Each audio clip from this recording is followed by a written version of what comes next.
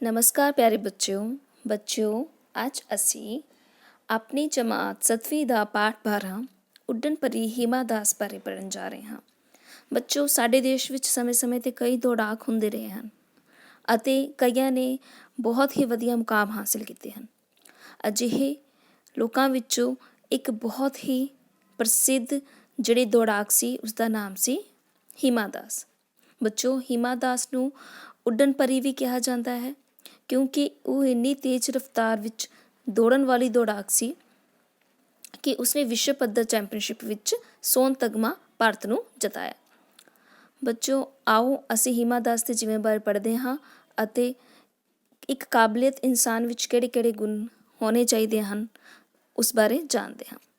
ਮਿਹਨਤ ਕਰਨ ਵਾਲੇ ਪਹਾੜਾਂ ਨੂੰ ਮਿੱਧ ਕੇ, ਤੂਫਾਨਾਂ ਨੂੰ ਚੀਰ ਕੇ ਉਹ ਕਰ ਵਿਖਾਉਂਦੇ ਹਨ ਜੋ ਮੁਕਾਮ ਹਾਸਿਲ ਕਰਨ ਦੀ ਉਠਾ ਲੈਂਦੇ ਹਨ। ਤਾਂ ਇਸ ਤਰ੍ਹਾਂ ਜਿਹੜੇ ਲੋਕ ਹਮੇਸ਼ਾ ਮਿਹਨਤ ਕਰਦੇ ਹਨ ਉਹ ਕੋਈ ਨਾ ਕੋਈ ਮੁਕਾਮ ਹਾਸਿਲ ਕਰ ਹੀ ਲੈਂਦੇ ਹਨ। ਚੰਗੀ ਪਰਵਰਿਸ਼ ਵਾਲੇ ਬੱਚੇ ਹੀ ਮੰਜ਼ਿਲਾਂ ਨੂੰ ਹਾਸਿਲ ਨਹੀਂ ਕਰਦੇ, ਸਗੋਂ ਦੀਵਿਆਂ ਦੀ ਰੋਸ਼ਨੀ ਵਿੱਚ ਪੜ੍ਹਨ ਵਾਲੇ ਵੀ ਹੌਸਲੇ ਤੇ ਹਿੰਮਤ ਸਦਕਾ ਕਾਮਯਾਬੀਆਂ ਸਰ ਕਰ ਲੈਂਦੇ ਹਨ। ਅਜਿਹੇ ਹੀ ਇੱਕ ਪਰੀ ਦੀ ਗੱਲ ਅਸੀਂ ਕਰਨ ਜਾ ਰਹੇ ਹਾਂ ਜੋ ਅਸਮਾਨ ਤੋਂ ਨਹੀਂ ਉਤਰੀ, ਸਗੋਂ ਅਸਾਮ ਦੇ ਨਾਗਿਓ ਜ਼ਿਲ੍ਹੇ ਦੇ ਇੱਕ ਪਿੰਡ ਢਿੰਗ ਵਿੱਚ ਜਨਮੀ ਹੈ, ਜਿਸ ਦਾ ਨਾਮ ਹੈ ਹੀਮਾ ਦਾਸ। ਬੱਚੋ, ਇਸ ਦਾ ਨਾਮ ਹੀਮਾ ਦਾਸ ਸੀ ਤੇ ਇਸ ਦਾ ਜਨਮ ਅਸਾਮ ਦੇ ਨਾਗਿਓ ਜ਼ਿਲ੍ਹੇ ਦੇ ਇੱਕ ਪਿੰਡ ਢਿੰਗ ਵਿੱਚ ਹੋਇਆ ਸੀ।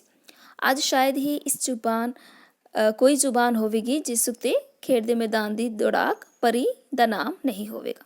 ਬੱਚੋ, ਜਦੋਂ ਵੀ ਜੇਕਰ ਤੁਸੀਂ ਨੈੱਟ 'ਤੇ ਵੇਖੋਗੇ, ਇੰਟਰਨੈੱਟ ਦੇਖੋਗੇ ਤਾਂ ਤੁਸੀਂ ਜਦੋਂ ਵੀ ਤੇਜ਼ ਦੌੜਾਕ ਦੀ ਗੱਲ ਕਰੋਗੇ ਜਾਂ ਤੁਸੀਂ ਉਸ ਦੇ ਬਾਰੇ ਵਿੱਚ ਖੋਜ ਕਰੋਗੇ ਤਾਂ ਤੁਹਾਨੂੰ ਹੀਮਾ ਦਾਸ ਦਾ ਨਾਮ ਸਭ ਤੋਂ ਪਹਿਲੇ ਸਾਹਮਣੇ ਆਏਗਾ।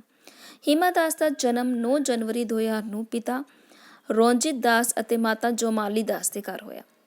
ਖੇਤੀਬਾੜੀ ਨਾਲ ਪਰਿਵਾਰ ਦੇ 16 ਮੈਂਬਰਾਂ ਦਾ ਪਾਲਣ ਪੋਸ਼ਣ ਕਰਨ ਵਾਲੇ ਪਿਤਾ ਦੇ ਦਿਲ ਵਿੱਚ ਇੱਕ ਵਾਰ ਤਾਂ ਜ਼ਰੂਰ ਉਹਨਾਂ ਨੇ ਸੋਚਿਆ ਹੋਵੇਗਾ ਕਿ ਮੇਰੇ ਘਰ ਧੀ ਨੇ ਜਨਮ ਲਿਆ, ਪਰ ਉਹ ਨਹੀਂ ਜਾਣਦਾ ਸੀ ਕਿ ਹੌਸਲੇ ਚੱਟਾਨ ਫਿਨਲੈਂਡ ਵਿਖੇ ਜਿਹੜੀ ਦੌੜ ਸੀ ਵਿਸ਼ਵ ਪੱਧਰ ਚੈਂਪੀਅਨਸ਼ਿਪ 2018 ਵਿੱਚ ਉਸਨੇ ਭਾਰਤ ਦੇਸ਼ ਵਿੱਚ ਜਿਸਨੇ 200 ਮੀਟਰ ਦੀ ਦੌੜ ਦੌੜਦੇ ਹੋਏ 51.46 ਸਕਿੰਟਾਂ ਵਿੱਚ ਆਪਣੀ ਦੌੜ ਪੂਰੀ ਕਰਦੇ ਹੋਏ ਸੋਨ ਤਗਮਾ ਹਾਸਿਲ ਕੀਤਾ ਸੀ। ਉਹੀ ਕਿਸ ਤਰ੍ਹਾਂ ਆਪਣਾ ਇੱਕ ਮੀਲ ਪੱਥਰ ਗੱਡ ਦੇਵੇਗੀ ਭਾਰਤ ਦੇਸ਼ ਵਿੱਚ। ਤਾਂ ਪਰਿਵਾਰ ਬਹੁਤ ਵੱਡਾ ਸੀ ਤੇ ਪਿਤਾ ਨੇ ਸੋਚਿਆ ਹੋਏਗਾ ਕਿ 16 ਮੈਂਬਰਾਂ ਦਾ ਜਿਹੜਾ ਪਾਲਣ ਪੋਸ਼ਣ ਕਰਦਾ ਸੀ ਕਿ ਇਸ ਇੱਕ ਹੋਰ ਧੀ ਨੇ ਜਨਮ ਲਿਆ, ਪਰ ਉਸਨੂੰ ਸ਼ਾਇਦ ਇਸ ਤਰ੍ਹਾਂ ਦਾ ਨਹੀਂ ਪਤਾ ਸੀ ਕਿ ਇਹ ਦੌੜਾਕ ਕਿੰਨੀ ਅੱਗੇ ਤੱਕ ਜਾਏਗੀ। ਗਰੀਬ ਪਰਿਵਾਰ ਵਿੱਚ ਪਲ ਰਹੀ ਇਸ ਬੱਚੀ ਨੇ ਆਪਣੀ ਆਰੰਭਿਕ ਸਿੱਖਿਆ ਪਿੰਡ ਦੇ ਸਕੂਲ ਤੋਂ ਹੀ ਪ੍ਰਾਪਤ ਕੀਤੀ। ਇਸ ਤੋਂ ਇਲਾਵਾ ਸ਼ੁਰੂ ਵਿੱਚ ਉਸਦੀ ਖੇਡ ਦੀ ਰੁਚੀ ਸੀ। ਹੀਮਾ ਨੇ ਫੁੱਟਬਾਲ ਦੇ ਮੁਕਾਬਲੇ ਵਿੱਚ ਵੀ ਕਈ ਵੱਡੇ ਨਿੱਕੇ ਇਨਾਮ ਹਾਸਿਲ ਕੀਤੇ ਸਨ। ਕਈ ਵਾਰ ਪਿੰਡ ਵਿੱਚ ਹੜ੍ਹਾਂ ਵਰਗੀ ਸਥਿਤੀ ਹੋਣ ਦੇ ਕਾਰਨ ਹੀਮਾ ਤੋਂ ਕਈ ਵਾਰ ਪ੍ਰੈਕਟਿਸ ਨਹੀਂ ਹੁੰਦੀ, ਪਰ ਫੌਲਾਦੀ ਹੌਸਲੇ ਵਾਲੀ ਕਦੇ ਵੀ ਹਿੰਮਤ ਨਹੀਂ ਹਾਰਦੇ। ਇਸ ਤਰ੍ਹਾਂ ਹੀਮਾ ਨੇ ਵੀ ਕਦੀ ਹਿੰਮਤ ਨਹੀਂ ਹਾਰੀ। ਬੱਚਿਓ, ਇਸ ਤੋਂ ਬਾਅਦ ਹੀਮਾ ਦਾਸ ਦੇ ਅੰਦਰ ਮੁਕਾਮ ਕਰਨ ਦੀ ਜਿਹੜੀ ਕਾਬਲੀਅਤ ਸੀ ਉਸਨੂੰ ਨਿਖਾਰਨ ਦੀ ਲੋੜ ਸੀ। ਅਜਿਹਾ ਹੀ ਇੱਕ ਵਾਕਿਆ ਵਰਤਿਆ ਜਦੋਂ 2017 ਵਿੱਚ ਹੀਮਾ ਦਾਸ ਗੁਵਾਹਾਟੀ ਵਿਖੇ ਇੱਕ ਚੈਂਪੀਅਨਸ਼ਿਪ ਵਿੱਚ ਹਿੱਸਾ ਲੈਣ ਗਈ ਤਾਂ ਉਸ ਨੇ ਆਪਣੇ ਕਦਮਾਂ ਦੀ ਸ਼ੁਰੂਆਤੀ ਮੱਠੀ ਦੌੜ, ਬੱਚੋਂ ਮੱਠੀ ਦਾ ਮਤਲਬ ਹੁੰਦਾ ਹੌਲੀ ਹੌਲੀ ਦੌੜ, ਤੋਂ ਉਸਨੇ ਅਸਮਾਨੀ ਉਚਾਈਆਂ ਨੂੰ ਛੂਹਣ ਵਾਲੀ ਤੇਜ਼ ਰਫ਼ਤਾਰ ਦੌੜਾਕ ਵਜੋਂ ਉਹਨਾਂ ਨੇ ਆਪਣੀ ਪਹਿਚਾਣ ਬਣਾਈ। ਉਸ ਸਮੇਂ ਇੱਕ ਕੋਚ ਉੱਥੇ ਸੀ ਜਿਸ ਦਾ ਨਾਮ ਸੀ ਨਿਪੁੰਨ, ਜਿਸ ਨੇ ਹੀਮਾ ਦੀ ਇਸ ਕਾਬਲੀਅਤ ਨੂੰ ਪਹਿਚਾਣਿਆ ਅਤੇ ਉਹ ਵਿਸ਼ਵ ਪੱਧਰ ਚੈਂਪੀਅਨਸ਼ਿਪ ਵਿੱਚ ਹੀਮਾ ਦਾਸ ਦੁਆਰਾ ਸੋਨੇ ਦਾ ਤਗਮਾ ਜਿੱਤਣ ਦਾ ਸੁਪਨਾ ਵੇਖਣ ਲੱਗ ਪਿਆ। ਉਸਨੇ ਉੱਥੇ ਹੀ ਇਸ ਉੱਡਣ ਪਰੀ ਦੀ ਪਰਖ ਕਰਕੇ ਆਪਣੇ ਸਾਰੇ ਗੁਰ ਸਿਖਾਉਣ ਦਾ ਫੈਸਲਾ ਕਰ ਲਿਆ।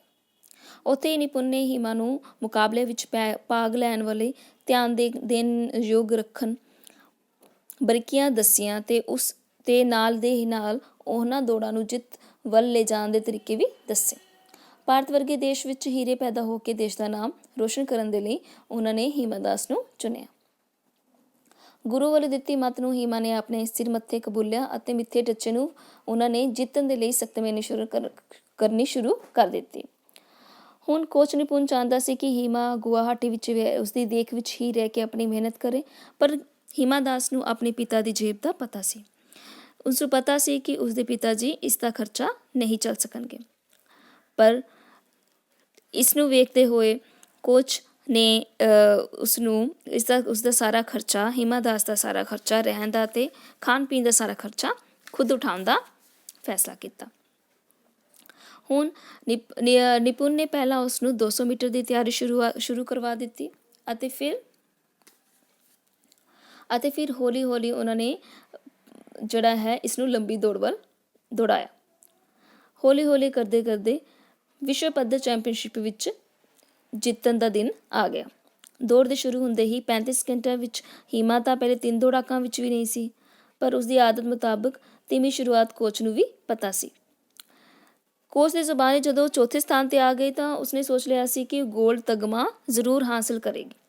ਹਾਲੇ ਗੱਲਾਂ ਉਸਦੇ ਮਨ ਵਿੱਚ ਹੀ ਸਨ ਕਿ ਅਖੀਰਲੇ 100 ਮੀਟਰ ਵਿੱਚ ਉਸਨੇ ਆਪਣੀ ਸਾਰੀ ਸ਼ਕਤੀ ਲਗਾ ਦਿੱਤੀ। ਟਰੈਕ ਦੇ ਮੋੜ ਉੱਤੇ ਕੁਝ ਪਰੇਸ਼ਾਨੀ ਉਸਨੂੰ ਜ਼ਰੂਰ ਆਈ, ਪਰ ਉਸਨੇ ਖੁਦ ਸੰਭਲਦੇ ਹੋਏ ਮੁਕਾਬਲੇ ਦੇ ਦੌੜਾਕਾਂ ਨੂੰ ਬਿਜਲੀ ਦੀ ਲਿਸ਼ਕ ਵਾਂਗ ਛਿੜਦੇ ਹੋਏ ਸਭ ਤੋਂ ਮੂਹਰੇ ਨਿਕਲ ਕੇ ਰੱਸੀ ਨੂੰ ਜਾ ਛੋਇਆ।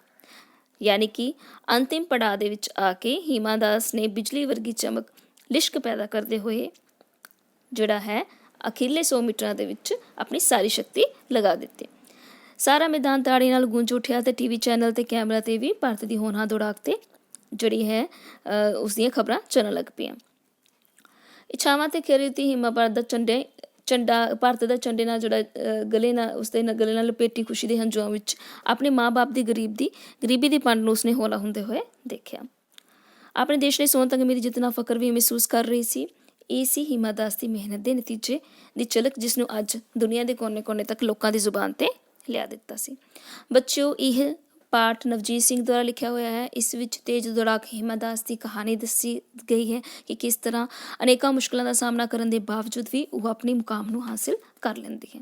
ਤਾਂ ਇਸ ਤਰ੍ਹਾਂ ਹੀ ਬੱਚਿਓ, ਸਾਡੇ ਵਿੱਚ ਵੀ ਜਜ਼ਬਾ ਹੋਣਾ ਚਾਹੀਦਾ ਹੈ ਆਪਣੇ ਕਾਬਲੀਅਤ ਨੂੰ ਨਿਖਾਰਨ ਦਾ ਅਤੇ ਹੌਸਲਾ ਨਾ ਛੱਡਣ ਦਾ।